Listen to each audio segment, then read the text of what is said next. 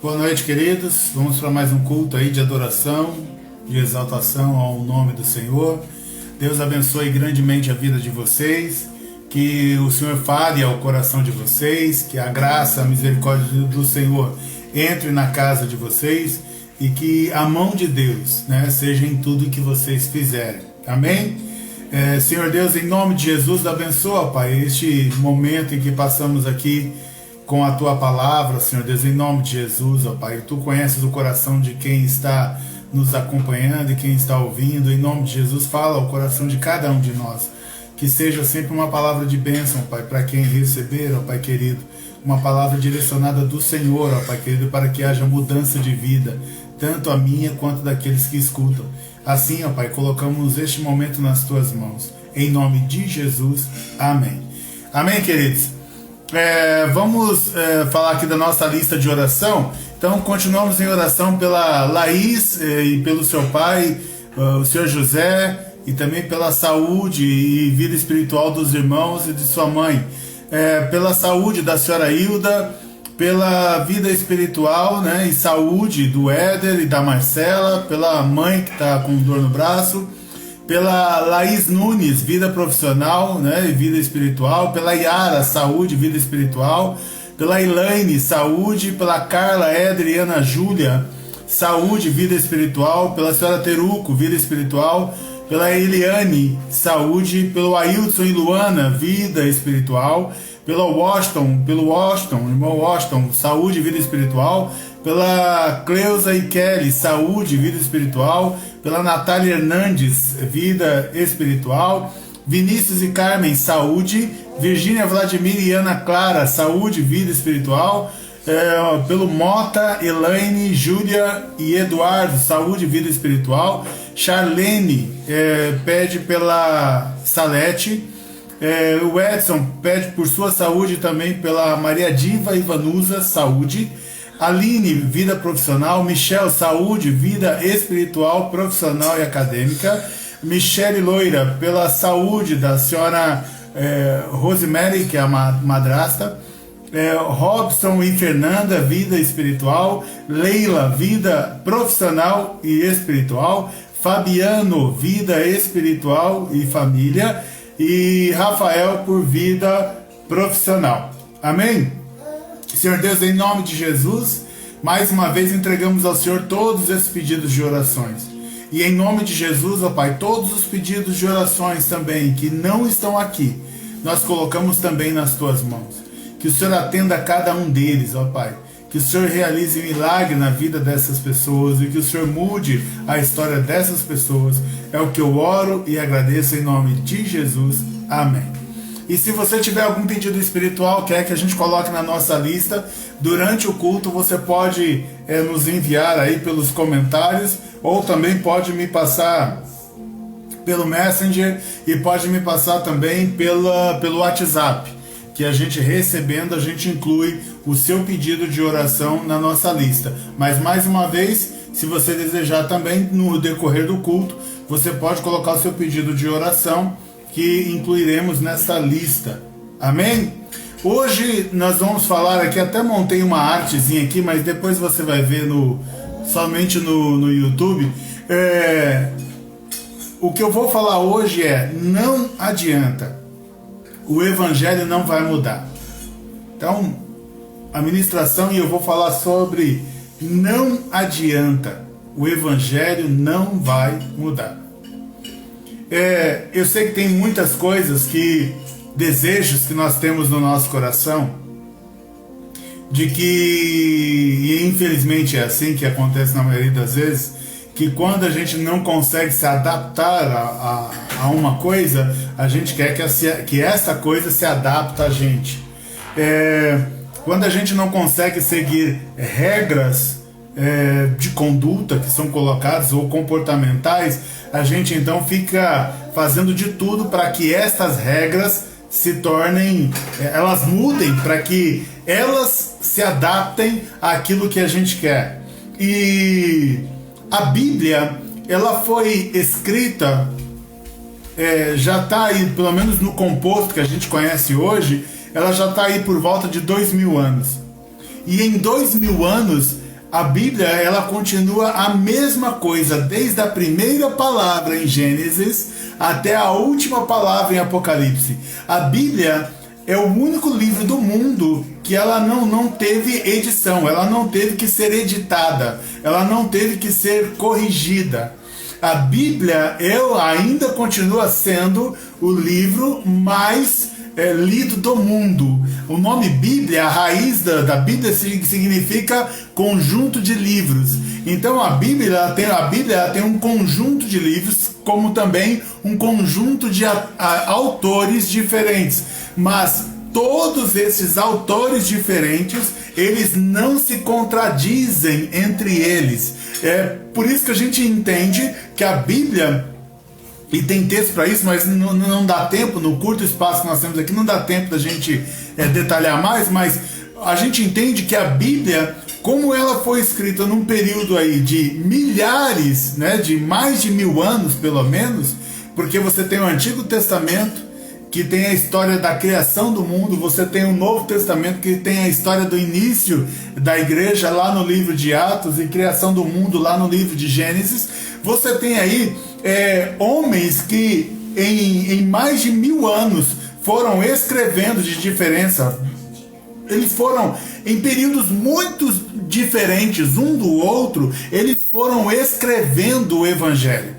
E mesmo eles estando, às vezes, com mais de 1000 anos entre uma escrita e outra, entre a vida de um autor e outro, a Bíblia, as palavras que estão escritas nela, elas não se contradizem. Elas não se contradizem. A Bíblia, ela não contradiz ela mesma. Então, aquilo que há no Antigo Testamento que deve ser observado, o Novo Testamento confirma. Aquilo que há no Antigo Testamento e que não vale mais para o Novo Testamento, o Novo Testamento confirma. Então, por isso que é importante você ler a Bíblia inteira.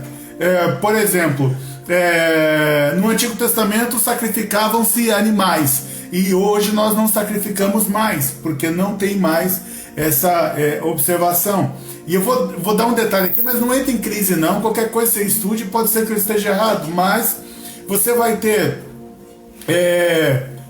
regras no Antigo Testamento que são exclusivas para o povo judeu, e você vai ter no Novo Testamento regras que são para o povo gentil.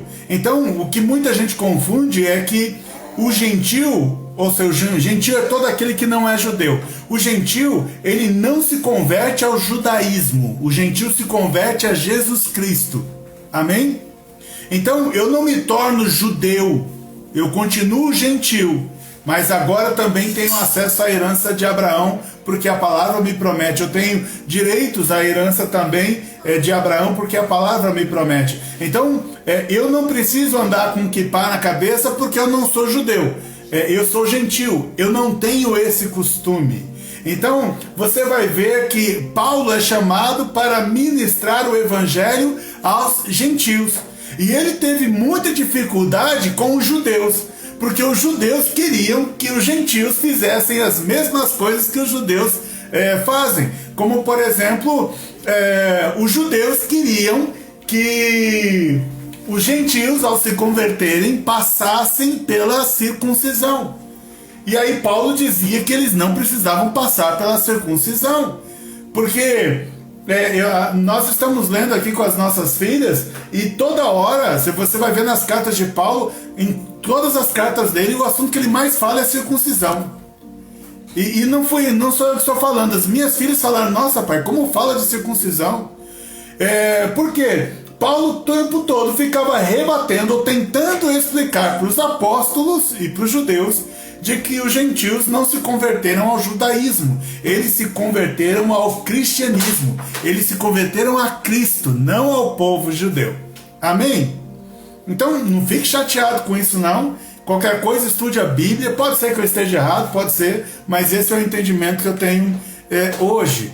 Paulo, ele diz lá em Romanos capítulo 1, verso 16, ele diz assim: não me envergonho do Evangelho, porque é o poder de Deus para a salvação de todo aquele que crê. O Evangelho, ele aqui na Bíblia, ele é a palavra de Deus.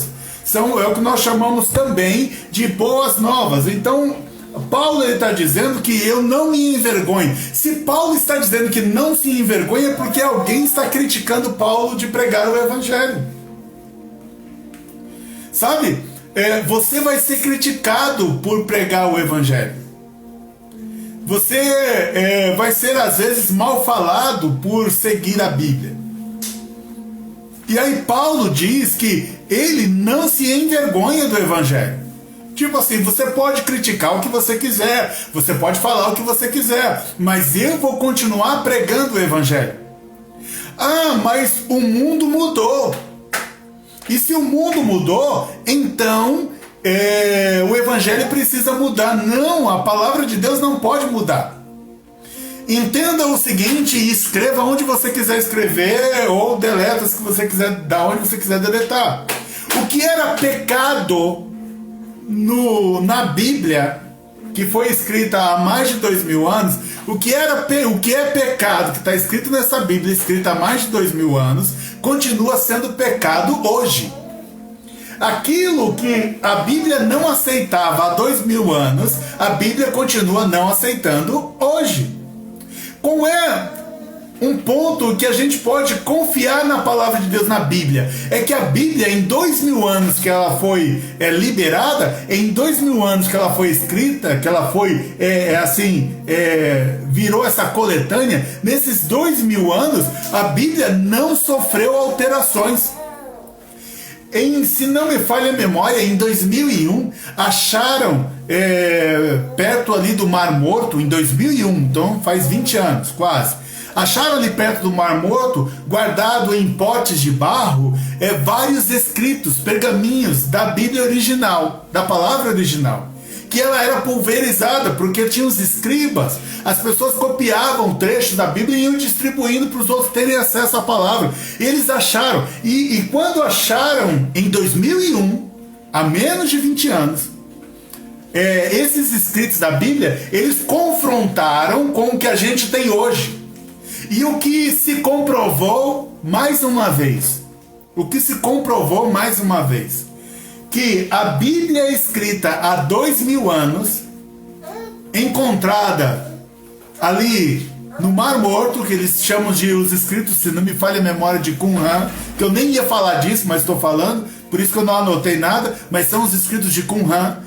A Bíblia encontrada em 2001 é exatamente a mesma que nós usamos hoje. Exatamente a mesma. A Bíblia diz, como advertência, ai daquele que alterar um tio, uma vírgula, na palavra de Deus. Ai daquele. Está falando assim, a minha mão vai pesar, e não vai ser com brincadeira, se alguém tentar alterar a palavra de Deus.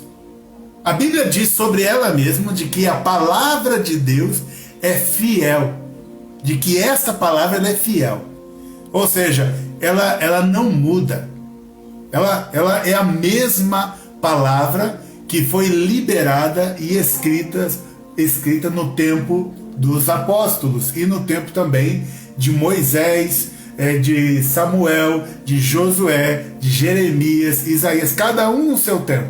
Então você vai ver que a Bíblia ficou milhares de anos sendo escrita e para depois ela ser composta. Mas, de novo, nenhuma das escrituras se contradizem entre elas. Então, quando Paulo está falando que ele não se envergonha do Evangelho, ele diz assim, eu vou continuar pregando o que está escrito nesta palavra. Nós precisamos continuar pregando o que está escrito nesta palavra. Não há nenhum texto na Bíblia que eu tenha autorização de Deus para excluir. Eu não posso retirar nenhuma vírgula, sequer um texto, sequer um versículo, sequer um capítulo, sequer um livro. Nenhum ser humano na face da terra pode fazer isso. Nós não aceitamos nenhum tipo de concílio que se faça hoje que venha alterar a palavra de Deus. Uma coisa é amar pessoas. E você tem que ter coração para me ouvir até o final, para não me julgar sem razão. Uma coisa é amar pessoas, outra coisa é aceitar o pecado das pessoas. Então, eu posso amar um bandido, e amo, mas não quer dizer que eu vou amar aquilo que ele faz, que é roubar. Então Paulo está dizendo assim, ó, eu prego o evangelho, aquilo que foi escrito, aquilo que foi passado para mim, aquilo que eu aprendi do próprio Espírito Santo de Deus, porque a Bíblia diz que o próprio Espírito Santo de Deus foi quem soprou. Ele inspirou, como a gente diz teologicamente, as pessoas que as escreveu. Então, essas pessoas que escreveram a palavra de Deus, escreveram a Bíblia, elas ouviram a voz ou receberam entendimento, inspiração do Espírito Santo de Deus para escrever tudo que está escrito nelas. Portanto, ainda que eu não goste de algum texto da Bíblia, ainda que eu não goste de algum texto da Bíblia, eu não tenho autorização para invalidá-lo, para excluí-lo. Você quer ver? No livro de Juízes, a partir do capítulo 19, tem uma história lá que fala do homem com a sua concubina, com a sua esposa, e que depois homens da cidade lá, os Beliais, vieram, abusaram da esposa dele, a esposa dele morreu, e este homem cortou a esposa em 12 pedaços, esquartejou em 12 pedaços, e distribuiu um pedaço para cada tribo de Israel. E ele estava indignado, falou assim, eu vim para o meio de Israel pensando que aqui eu estaria seguro, e é assim que vocês me tratam? E fizeram isso. Essa história, por exemplo, é uma história para mim super difícil, e eu não entendo por que ela está na Bíblia. A gente tem até algum cheiro, mas é uma história que deixa a gente indignado. Indignado com o povo de Israel. Eles que fizeram isso. Do grupo lá dos Beliais. Mas eles que fizeram isso. Eu ouvi um pastor famoso, ele falando assim que se tem um livro que, se ele pudesse, ele tiraria da Bíblia, é o livro de Jó. Gente, uma vez eu estava evangelizando uma pessoa e a pessoa disse para mim, Max, eu vou começar a ler a Bíblia, então eu vou começar pelo livro de Jó. Eu falei, não, escolhe outro livro. Lê João, eu normalmente indico João, por falar mais de amor. Leia João. Ela falou, não, eu quero ler o livro de Jó. Eu falei, então tá bom, mas qualquer dúvida, por favor, vai perguntando. A menina desistiu. Chegou um dia, ela falou, não, eu não aceito que Deus permita que faça isso com o ser humano. E por mais que eu explicasse, ela não quis mais saber do Evangelho. Eu entendo hoje o livro de Jó, para mim. E mesmo a gente entendendo, é um livro difícil demais para a gente. Complicado demais para o ser humano. Você vai ver na palavra de Deus de que, sabe, uma criança que não obedecesse no Antigo Testamento, tem a palavra que você pode apedrejar para tirar o mal do meio do povo. Então, assim, tem coisas que eu gostaria de tirar, mas não posso, ninguém pode. Ninguém pode. Ninguém pode. E ninguém tem autoridade para dizer hoje que Deus aceita uma coisa que antes ele não aceitava. Ninguém tem autoridade para isso. Ninguém tem autoridade. Eu não posso dizer para você, eu não concordo com essa palavra. Eu não posso dizer. E ainda que eu diga que eu não concordo com a palavra, eu não posso mudar. Eu vou ter que aceitar do jeito que ela é. Por quê? Paulo está dizendo aqui que não me envergonhe do Evangelho, porque é o poder de Deus para a salvação de todo aquele que crê. Você quer ser salvo? A palavra é esta, não tem como mudar. É como se a palavra, para você que é químico, para você que é matemático, é como se a palavra ela fosse a fórmula da salvação. Se a gente alterar algum componente da fórmula, eu não posso garantir o resultado, e ninguém vai poder garantir o resultado. Quem vai poder alterar a fórmula e sabendo que o resultado pode ser alterado também? Então, sabe quando alguém diz assim, antes era pecado, mas agora pode fazer? No dia do juízo final, no dia que você tiver um encontro com Cristo e Cristo te cobrar isso, essa pessoa, não adianta você chamar, não, mas fulano de tal falou, mas você tinha a Bíblia também na tua mão. Não, mas o pastor lá me garantiu que eu podia roubar, que ia ser salvo do mesmo jeito, continuar roubando, que eu ia ser salvo do mesmo jeito. Falar, então vai lá conversar com ele, aqui você não passa. E a gente tem que tentar separar as coisas. Eu não estou me defendendo porque se você for um perseguidor dos cristãos, você não vai conseguir separar. Mas eu estou dizendo para aqueles que são cristãos, para que entendam um pouquinho mais. A Bíblia diz para nós que se perseguiram a Jesus, quanto mais vocês que são os meus seguidores, meus discípulos. Então a gente vai ser perseguido. E ser perseguido, e o cristão ser perseguido, é um dos maiores sinais de que o cristão está fazendo aquilo que a palavra diz para ele fazer. Então eu não vou poder abraçar o pecado, mas eu posso abraçar o pecador. E todo pecador pode ser salvo, desde que se arrependa do pecado. Todo pecador pode ser salvo, desde que se arrependa do pecado. Você nunca será perdoado de um pecado que você não se arrependeu e não confessou. Porque a Bíblia diz também que você precisa confessar o seu pecado e se arrepender dele. Bom, mas a gente vai falar mais sobre isso. Mas Paulo diz, guarde aí, Romanos 1,16. Não me envergonhe do Evangelho, porque é o poder de Deus para a salvação de todo aquele que crê. Então, tentem separar as coisas. Ainda que você queira me morder, ainda que você queira me pegar. Tenta separar as coisas. Nós não temos uma opinião pessoal. Quando eu me converti a Jesus Cristo, eu deixei de ter a minha opinião. A minha opinião, e é cheio disso por aí. Eu não tenho mais a minha opinião. Agora, o que eu posso falar é o que a Bíblia diz.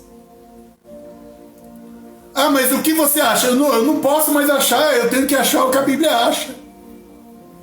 Eu tenho que falar o que a Bíblia fala. Eu tenho que aceitar aquilo que a palavra traz para mim, porque é esse evangelho, do jeito que é e do jeito que foi escrito, é esse evangelho que te salva, é esse evangelho que tem poder para mudar a tua vida. Amém? Se você mudar, você vai estragar a fórmula e talvez não tenha mais o resultado de poder. 1 Coríntios capítulo 6, versos de 9 a 10 diz assim. A Bíblia está dizendo, Paulo escreveu: vocês não sabem que os perversos não herdarão o reino de Deus? Não se deixem enganar. Nem imorais, nem idólatras, nem adúlteros, nem homossexuais passivos ou ativos, nem ladrões, nem avarentos, nem trapaceiros herdarão o reino de Deus, ou seja, serão salvos. Então, entenda que o que eu estou falando aqui, Paulo ele disse, não me envergonhe do Evangelho. Um dos textos que tem aí uma proposta de tirar da Bíblia é esse. Ou seja, todo texto que diz, não importa qual texto, mas todo texto que diz que alguém vai para o inferno, vamos tirar, como se o fato de arrancar esse texto da Bíblia, resolvesse o problema de quem é pecador, de nós pecadores. Eu posso arrancar esse texto da Bíblia, mas ele continua sendo escrito. Eu posso arrancar esse texto da Bíblia, mas essa palavra continua tendo poder para que aconteça o que está escrito nele. Vocês podem me calar para eu não falar mais desse texto, me amordaçar, me prender, me matar, mas o texto continua vivo. Porque a Bíblia diz sobre ela mesma que a palavra de Deus ela é viva e eficaz. Viva e eficaz. A Bíblia diz que ela sempre vai cumprir o propósito pelo qual alguma palavra está sendo liberada. Então, ainda que vocês me matem, esse texto sempre estará na palavra de Deus. Ah, mas eu imprimi uma Bíblia que não tem mais esse texto. Você pode fazer isso, mas o texto continua escrito, porque são textos espirituais. Espirituais. A Bíblia não tem que se adaptar ao homem, o homem tem que se adaptar à Bíblia. Se a Bíblia se adaptar ao homem, então perdemos todas as referências. Aí os críticos vão poder dizer verdadeiramente: vocês alteraram a Bíblia. Mas nós temos um texto que nunca foi alterado. Nós temos uma palavra genuína que nunca foi mexida. E não é porque agora alguns aceitam tal comportamento, nós vamos então mudar a palavra de Deus para que essa pessoa não se sinta ofendida. A palavra não é para ofender, a palavra é para te amar e te salvar, para te alertar do erro, para que você se arrependa e você creia no Evangelho e aceite Jesus Cristo como seu Senhor e Salvador. Amém? É para isso que serve a palavra. Então, de novo, 1 Coríntios 6, 9 e 10, olha só a Bíblia, Bíblia católica, qualquer Bíblia que você tiver aí, que não foi alterada, não foi mexida, que é original, vai estar esse texto: vocês não sabem que os perversos não herdarão o reino de Deus? Ou seja, e ainda, Deus diz que todos esses que estão nesses tipos de comportamento são perversos para Deus. Não sou eu que estou dizendo que é perverso. Deus diz na palavra dele que é perverso. E eu aceitei, quando criei em Jesus Cristo, a palavra dele por completo. Então, se eu estou com um desses problemas aqui, com um desses comportamentos, então eu sou perverso. Ele diz: não herdarão o reino de Deus. E ainda ele coloca uma observação assim, não se deixem enganar. O que Paulo está dizendo? Vão querer enganar você, dizendo que se você for imoral, idólatra, adúltero, homossexual, ladrão, avarento e trapaceiro, eles vão querer te enganar dizendo que fica assim, que está tudo bem, que você está salvo. Mas esse texto está dizendo: vocês não sabem que os perversos não herdarão o reino de Deus? Não se deixem enganar. Nem imorais, nem idólatras, nem adúlteros, nem homossexuais passivos ou ativos, nem ladrões, nem avarentos, nem trapaceiros herdarão o reino de Deus. De novo, a palavra de Deus diz isso. Se eu arrancar essa palavra aqui, essa palavra continua tendo o mesmo efeito. Bom, e quando diz para não deixar enganar, ele está dizendo: vão tentar enganar você. Então eu quero dizer para todos vocês que estão na condição, talvez você seja um imoral, talvez você seja um idólatra, talvez você seja um adúltero, talvez você seja um homossexual, talvez você seja um ladrão, talvez você seja um avarento, talvez você seja um trapaceiro, e alguém está tentando te enganar dizendo assim: não tem problema nenhum você ser isso, não. Paulo está dizendo: não se deixe enganar. Então não é a questão de quem vai te enganar, a questão é você conhecer a palavra de Deus e não deixar que os outros te enganem. Ninguém pode dizer assim: pode continuar trapaceando aí, enrolando os outros, que imagina, Deus tem tanto problema, vai se incomodar com isso. Cai nessa história, cai nesse papo furado, a palavra de Deus não vai mudar por minha causa. Mas eu sou um trapaceiro, gente fina, pastor. Eu ganho milhões com as minhas trapaças, né? Eu trabalhei lá na Petrobras, eu ganhei milhões lá em propina, mas, pastor, eu ajudo milhões de pessoas. E aí Deus vai falar assim: é trapaceiro, trapaceiro não entra. Mas eu ajudei muita gente. Não, a questão não é quantas pessoas você ajudou, a questão é se você se arrependeu do que parou de fazer o que você fazia. Então, o trapaceiro não entra. Inclusive trapaceiro que você acha que é bonzinho. E aí a palavra está dizendo: Não deixe que ninguém te engane. Uma trapaçazinha, fazer uma pequena trapaça, não tem problema nenhum. Não cai nessa não. Não cai nessa não.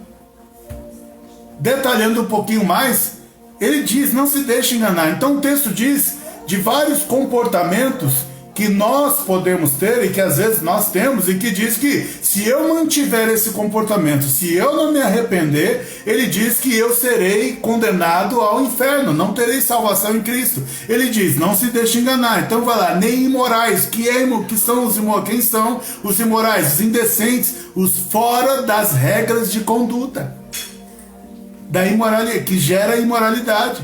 Ele está falando, nenhum idólatra vai entrar no céu. É aquele que adora qualquer tipo de imagem, que tem qualquer tipo de ídolo. Pastor, mas eu adoro uma imagem, mas é uma imagem de gente boa. É qualquer imagem.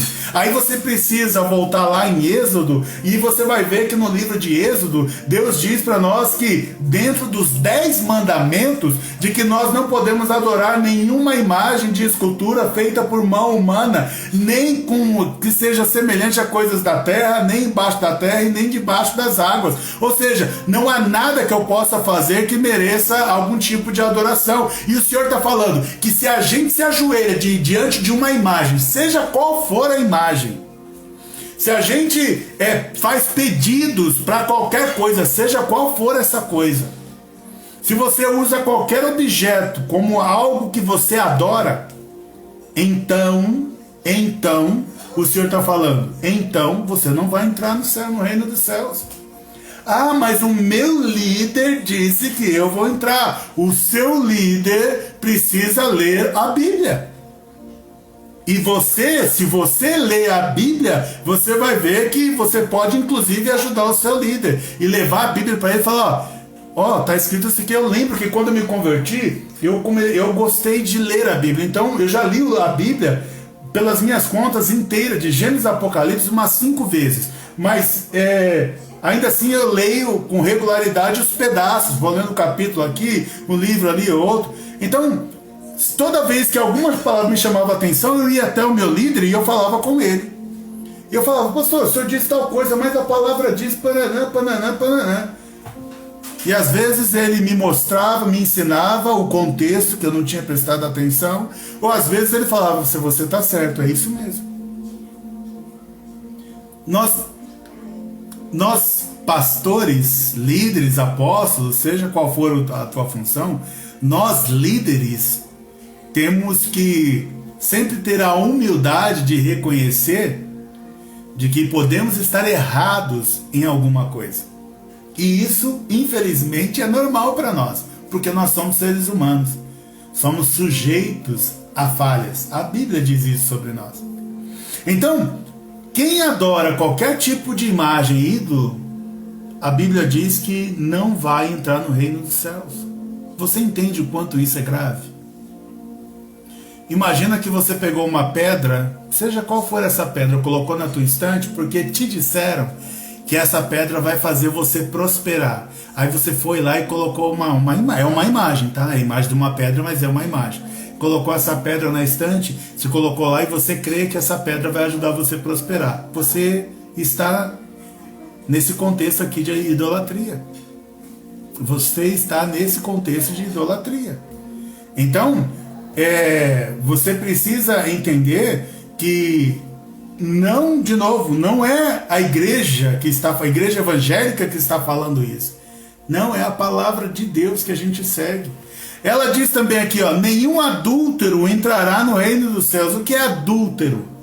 Adúltero é o camarada que é infiel no casamento, é infidelidade conjugal. E aqui é bem específico daquele que ele tem relação sexual fora do casamento dele. Fora do casamento dele. A Bíblia chama ele de adúltero. Nenhum adúltero entrará no reino dos céus. Agora, deixa eu apertar o sapato aqui para muitos cristãos. Aquele que cometeu adultério, que ainda não confessou a ninguém que cometeu esse adultério, ele continua em adultério. Então, você precisa confessar os seus pecados. Porque é quando você confessa os seus pecados, é que você vai ser livre, você vai se sentir livre. Alguns, como a Bíblia diz lá em Tiago, acho que é 5,16 ou 5,17, não vou olhar agora, você pode consultar em casa, diz lá, confesse os seus pecados uns aos outros. Esse texto vai dizer também que é para você ser curado, ou seja, o pecado, ele causa doença no ser humano. E você pode estar doente por causa do pecado não confessado. Acho que Davi diz num salmo, enquanto eu calei, ele falou assim, ele falou que ele quase morreu, o corpo dele envelheceu, os ossos dele doíam. Gerou enfermidade quando a gente não confessa. A Bíblia está dizendo, qualquer um que esteja na situação de adultério, pode estar na igreja que for, pode seguir o homem de Deus que for, se você não confessou e não se arrependeu, você ainda continua nessa classificação de que os adúlteros não entrarão no reino dos céus. Bom, ele diz aqui também que nem homossexuais, passivos ou ativos. O que é um homossexual? É o homossexualismo, é união de pessoas do mesmo sexo. A Bíblia ela vai deixar clara pra gente de que Deus criou o homem e a mulher. Gênesis 2:24 diz pra gente que e deixará o homem, pai e mãe, e unir-se-á a sua mulher, e ambos se tornarão uma só carne. A Bíblia fez assim: homem e mulher. Então, qualquer configuração de tentativa de criação de uma família fora desse contexto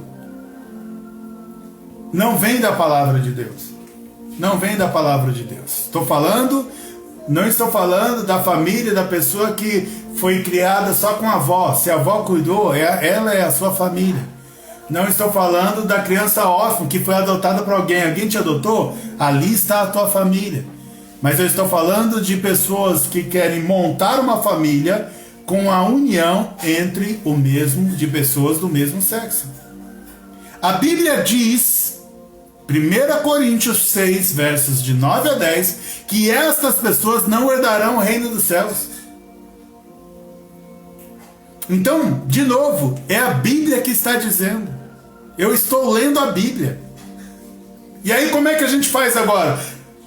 Se eu fosse na tua casa te visitar e lesse, olha, para 16:8, eu leio até o 16:8, 1 Coríntios 6:8, e depois eu pulo para o 12. E sabendo que Deus mandou ler esse texto para você, se eu pulasse esse texto para você, eu não seria verdadeiro contigo, eu não seria uma pessoa que verdadeiramente te ama. E eu amo os imorais, eu amo os idólatras, eu amo os adúlteros, eu amo os homossexuais. Se eu não dissesse isso, eu não estaria demonstrando amor por vocês. A Bíblia diz também que nem ladrões é quem rouba, realiza furtos. Diz assim que, queridos, diz que se você está na prática de roubar, não, pastor, eu roubo, mas o meu roubo são só de 10 centavos, eu não posso ver moeda de 10 centavos dos outros que eu pego para mim. Queridos, quando Deus fala de ladrão, ele está falando daquele que rouba a água do vizinho, do encanamento que você fez, que ninguém sabe.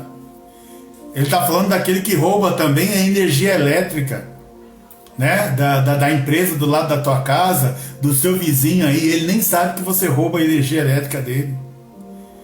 Esse ladrão aqui é aquele que rouba qualquer coisa.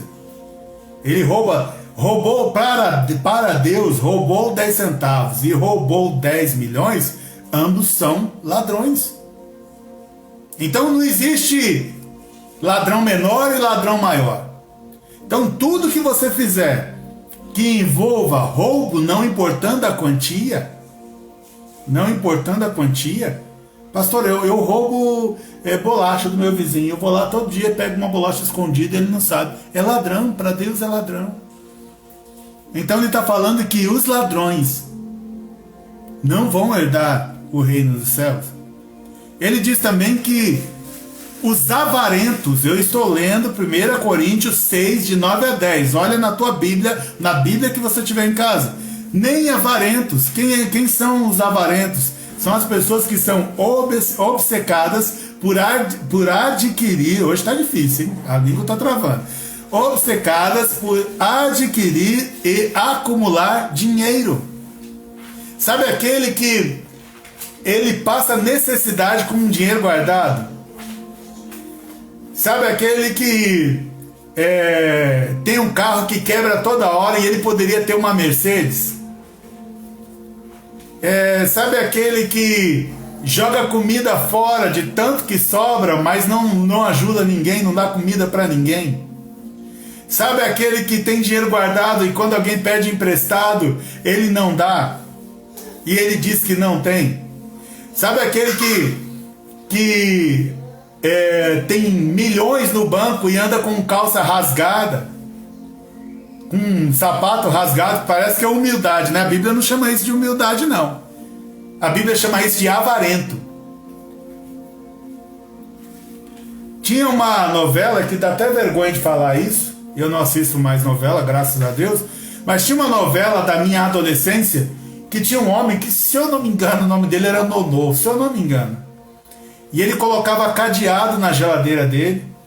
Ele colocava tempo no chuveiro. Então deu tempo lá, ele desligava a chave, começava, não importa quem está tomando banho, começava a cair água gelada. E ele tinha lá o quartinho cheio de tesouros dele. Então a Bíblia chama de avarento. A Bíblia diz que o avarento, ele não vai herdar o reino dos céus. Porque nós aprendemos na Bíblia que Deus ama o generoso, aquele que dá. Então, se você dá com um coração generoso, a Bíblia diz que Deus vai te abençoar para você dar mais ainda. Então, a Bíblia ela ensina você a ser generoso, não a ser mesquinho, não a ser mão de vaca. Ah, mas eu trabalhei. Beleza, mas se Deus não te der saúde, você não trabalha. Se Deus não abençoar o teu trabalho, ele não prospera. Se Deus não te dá o seu salário, você não recebe. É que você não consegue reconhecer que tudo que você recebe vem do Senhor.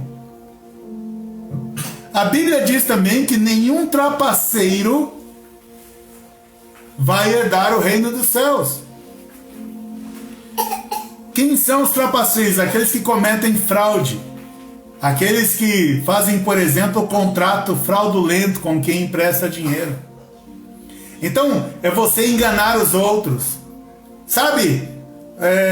Para quem assistiu lá o Todo Mundo Odeia o Chris, que ele pega o dinheiro da viagem lá que vão pro enterro do tio dele, e ele vê um homem lá com as cartas, né, que tem que adivinhar das 3 cartas, tem que adivinhar onde estão as cartas. Aqui em São Paulo é mais comum da bolinha, né? Ele coloca 3 copinhos e fica junto aquele povo lá e fica todo mundo tentando adivinhar ali aonde que tá a bolinha, mas o cara, ele é treinado para você não acertar.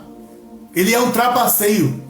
Eu não sei se você sabia. O cara que fica com as bolinhas lá no centro, catando dinheiro dos outros, é trapaceiro. Você que monta uma empresa de fachada para ganhar dinheiro, é trapaceiro. Tudo que você faz que envolve fraude, é trapaceiro. Você que entra no WhatsApp dos outros para pedir dinheiro, é trapaceiro. Já dos tempos de tecnologia. Tudo isso é trapaça. É você cometer fraude, você enganar as pessoas e vendendo para as pessoas aquilo que não é. Então não seja um trapaceiro. A Bíblia diz que nenhum trapaceiro vai entrar no reino dos céus. Bom, 1 Coríntios 6:11, o que diz? É a sequência, tá? Eu estava lendo 1 Coríntios de 9 a 10, agora eu vou ler 1 Coríntios 6:11. Então, até para ter um pouquinho mais de contexto, eu vou ler de novo aqui. Vocês não sabem que os perversos não herdarão o reino de Deus? Não se deixem enganar, nem imorais, nem idólatras, nem adúlteros, nem homossexuais passivos ou ativos, nem ladrões, nem avarentos, nem trapaceiros herdarão o reino de Deus. Aí no verso 11 ele diz: assim foram alguns de vocês, mas vocês foram lavados, foram santificados, foram justificados no nome do Senhor Jesus Cristo e no Espírito do nosso Deus. Então entenda, quais são as pessoas que estão dentro da igreja hoje. Hoje, tá? Eu não, nem sei de qual igreja você é, mas eu posso dizer quem são as pessoas que estão dentro da tua igreja. São as mesmas que estão descritas aqui. Dentro da tua igreja tem gente que já enganou muita gente. Dentro da tua igreja tem bastante gente que já foi muito imoral. Dentro da tua igreja tem gente que já foi idólatra. Dentro da tua igreja tem gente que já cometeu muito adultério. Dentro da tua igreja tem gente que já foi homossexual. Dentro da tua igreja tem gente que já foi avarenta. Dentro da tua igreja tem gente que já foi trapaceira. Lembra, Paulo está escrevendo esta carta para a igreja de Corinto, para a cidade de Corinto, para o povo de Corinto.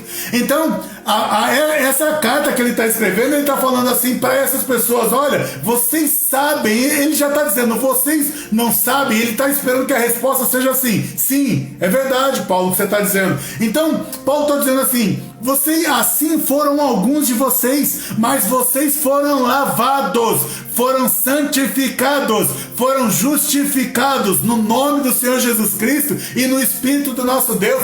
Paulo está dizendo para eles assim: olha, a igreja é o lugar do o ex-adúltero, do ex-avarento, do ex-ladrão, do ex-imoral, do ex-idólatra, do ex-homossexual.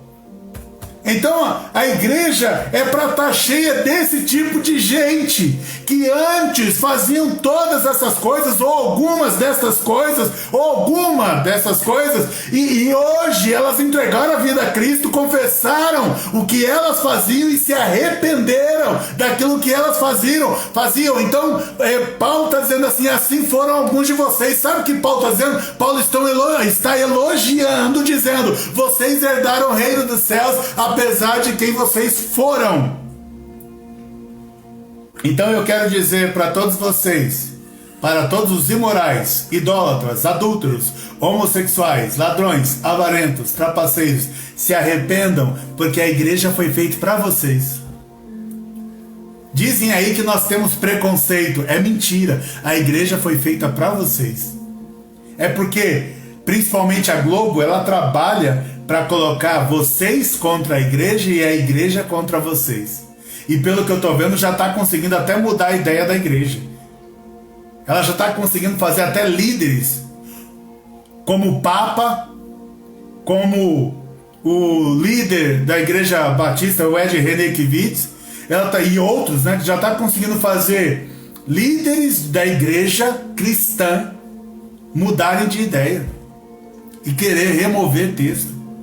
Eu lamento te dar essa notícia, mas evangelho significa boas notícias. Pastor, onde está a boas notícias? A boa notícia é que se você se arrepender de tudo que está na lista que eu falei, Jesus Cristo te ama, está de braços abertos para salvar a tua vida, te transformar e te dar a salvação em Cristo Jesus, para levar você para habitar nos céus com Ele, quando chegar o dia. Amém? Glória a Deus. Então Paulo está dizendo: a igreja de Corinto tinha... A qualidade da igreja de Corinto são ex-imorais, ex-idólatras, ex-adúlteros, ex-homossexuais, ex-ladrões, ex-avarentos, ex-trapaceiros. Eu sei que tem muito evangélico que parece que é tão santo que às vezes você olha e fala: eu não vou entrar numa igreja. É tudo falsidade. É tudo falsidade.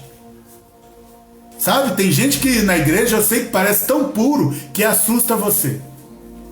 Mas todos nós somos pecadores. A diferença é que alguns já foram perdoados e se arrependeram e outros não. Mas todos nós somos pecadores. A Bíblia diz que todo homem é pecador. A Bíblia diz, mesmo em Romanos, quando já tinha igreja, que Deus procurou um justo e não achou um justo sequer na face da terra. A Bíblia diz que em Eclesiastes capítulo 7, verso 20, não há homem justo e bom e que faça o que é certo e que não peque. Não existe. Então eu quero que você entenda isso. Todos nós da igreja somos ex alguma coisa. Por isso que nós da igreja, a igreja de Cristo, nós reconhecemos e entendemos a tua dor. Porque eu sei que tem muita gente que é imoral, mas sofre por causa da imoralidade, porque ele não quer ser mais. Eu sei que tem muita gente que é idólatra, mas sofre com a idolatria porque ela não quer ser mais. Eu sei que tem muita gente em adultério, mas sofre com o adultério porque não quer ser mais. Eu sei que tem muita gente que é homossexual e sofre com o homossexualismo porque não quer ser mais.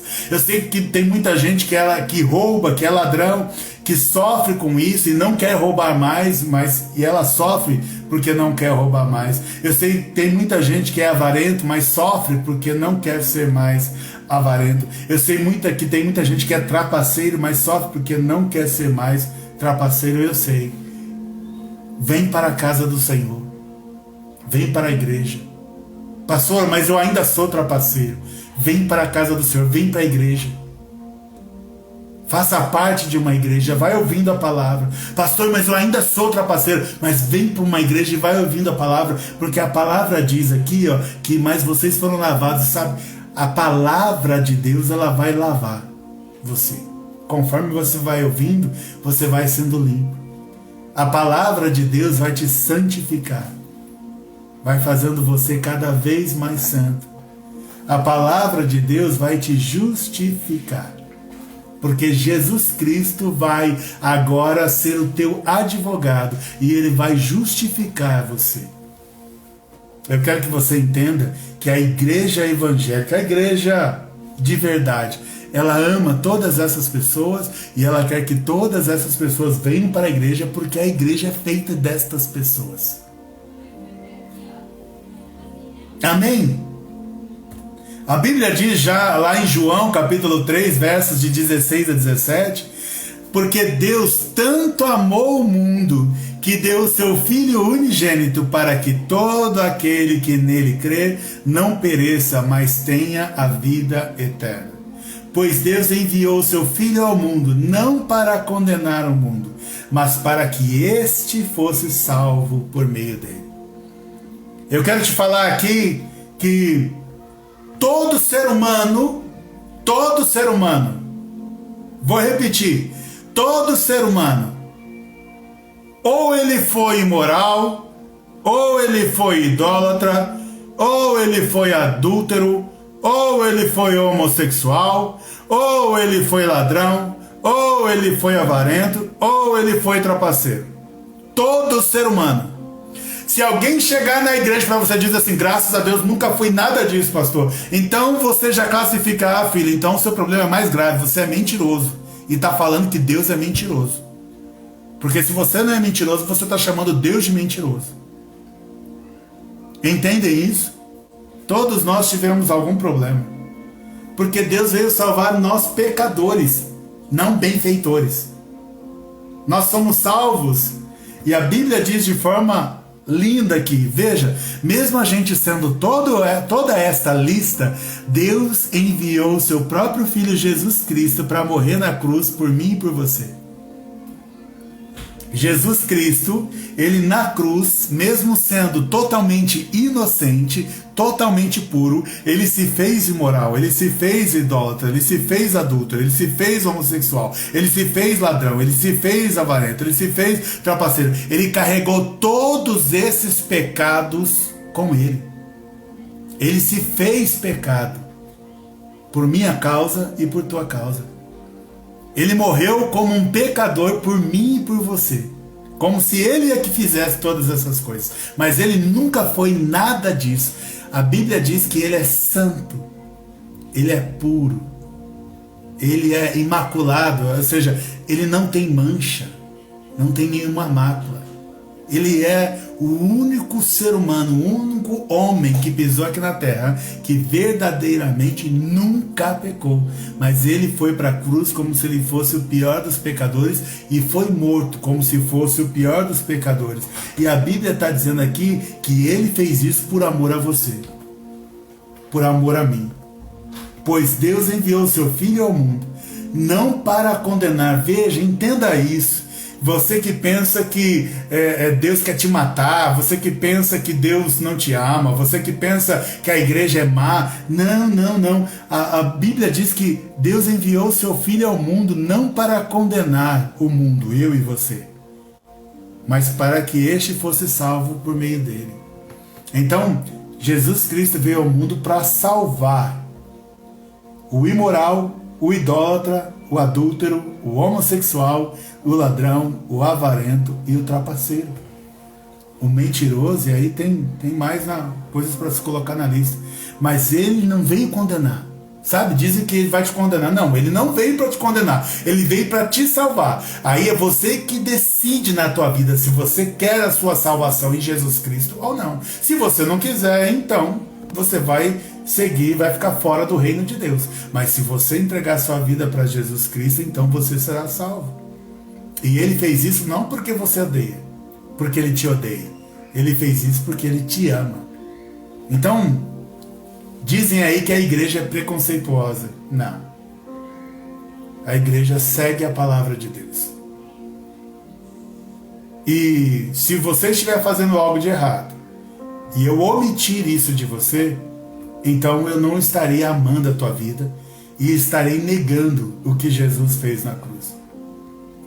Eu peço que, se você ouviu, você entendeu, você esteja em uma dessas condições, que em uma delas você vai estar. Eu sei que às vezes a gente pensa até que está em todas. Não importa. Mesmo assim, Jesus morreu por você. E Jesus veio à terra por amor à tua vida. Se você confessar os teus pecados, se você se arrepender deles, se você confessar Jesus Cristo como o Senhor da tua vida, com a tua própria boca, confessar Jesus Cristo como o Senhor da tua vida, como teu único Deus a partir de hoje, Ele vai te salvar, porque Ele não veio para te condenar, Ele veio para te salvar. Amém? Que Deus abençoe você com essa palavra, que a graça de Deus te ilumine, te dê entendimento, que o Espírito Santo do Senhor fale ao teu coração, que o Espírito Santo de Deus te abençoe de forma poderosa, sabendo que Ele não veio para te condenar, Ele te ama. E eu quero que você saiba que a igreja ama todas essas pessoas, ainda que hoje estejam na prática. A igreja é para te ajudar a sair dessa prática, e que Deus assim te abençoe. Continuamos colocando diante de Deus todos os nossos pedidos de orações, e tem também aqui o pedido da Cibele. A Cibele, ela pede pela saúde. Que Deus abençoe, Cibele, em nome de Jesus, a tua saúde. Que o anjo do Senhor visite você onde você estiver agora e te toque, trazendo cura para todo o teu corpo, em nome de Jesus Cristo. Amém. Senhor Deus, em nome de Jesus, colocamos todos os demais pedidos também nas tuas mãos, para que o Senhor atenda, Pai, para que o Senhor transforme vida, para que o Senhor cure, para que o Senhor, Pai querido, perdoe os pecados de cada um de nós, e para que o Senhor nos leve, Pai, para um dia termos um encontro contigo face a face. É o que eu oro e agradeço, em nome de Jesus Cristo, hoje e sempre. Amém. Deus abençoe a tua vida, em nome de Jesus.